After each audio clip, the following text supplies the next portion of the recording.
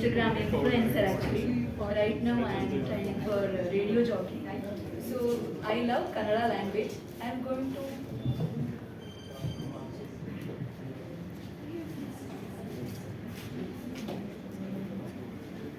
ಇಲ್ಲಿ ಕರ್ನಾಟಕದವರು ಕನ್ನಡ ಮಾತಾಡೋರು ಯಾರಿದ್ದೀರಾ?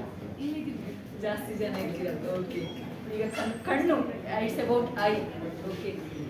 ಕಣ್ಣನ್ನು ಅನ್ನುತ್ತಾರೆ ಪ್ರೇಮದ ಸನ್ನೆ ಎಂದು, ಕಣ್ಣನ್ನು ಅನ್ನುತ್ತಾರೆ ಪ್ರೇಮದ ಸನ್ನೆ ಎಂದು, ಆದರೆ ಮನಸ್ಸೇ ಸೊನ್ನೆಯಾಗಿರುವಾಗ ಎಲ್ಲಿ ಹೋದೀತು ಆ ಕಣ್ ಸನ್ನೆ.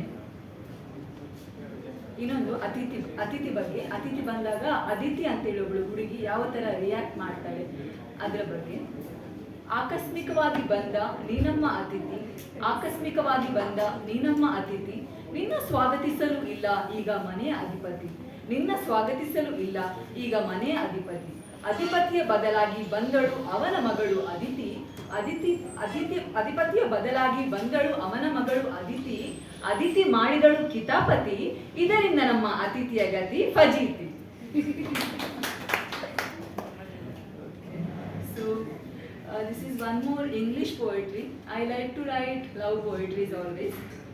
There are some things in life that words can't capture. There are some things in life that words can't capture.